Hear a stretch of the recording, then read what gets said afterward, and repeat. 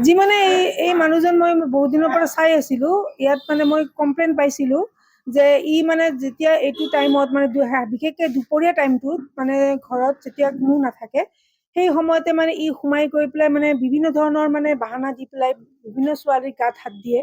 তো এইটো কথা মই শুনিছোঁ। তাৰপিছত মই মোৰ ঘৰত এদিন আহিছিলে, ই আহি পেলাই মোৰ গাত হাত দিছে, কিন্তু সি সিদিনাখনে পলাই গৈছে, মই ধৰিব পৰা নাছিলোঁ।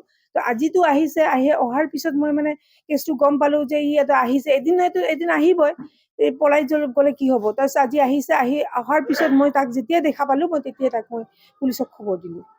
আহে মানে ই বিভিন্ন ধৰণৰ জৰা বুকা তাবিজ কবজ, তাৰপিছত আৰু বিভিন্ন ধৰণৰ পীৰ দৰকাৰৰ পৰা অহা বুলি কয়। সি কয় মই ধুবুৰীত যাওঁ, ধুবুৰীৰ মানুহ, কেতিয়াবা কয় বেংগলৰ মানুহ, এনেকে বিভিন্ন ধৰণৰ কথা কয়। আৰু যিবিলাক মানে ঔষধি বস্তু লৈ আহে, সিহঁতৰ মানে যিবিলাক পাথৰ লৈ আহে, যে পাথৰৰ নামবিলাকে নাজানে।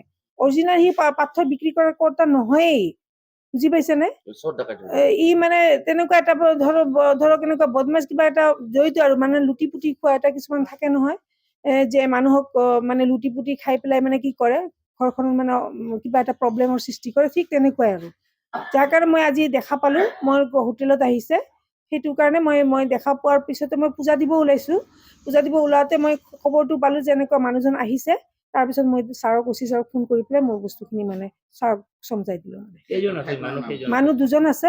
সিহঁতে মানে বিভিন্ন ধৰণৰ লগত আৰু এজন বেলেগ বেলেগ মানুহ লৈ আহে। সিহঁতে মানে আগতে বোলে বেলেগ মানুহ আনিছিলে, তাৰপিছত মোৰ ইয়াতে এবাৰ আহিছে তেতিয়াও মই বেলেগ মানুহ এজনক লগত লৈ আহিছিলে, অকলে নাই। আৰু কেতিয়াবা অকলেও আহিছে বুলি মই শুনিছোঁ।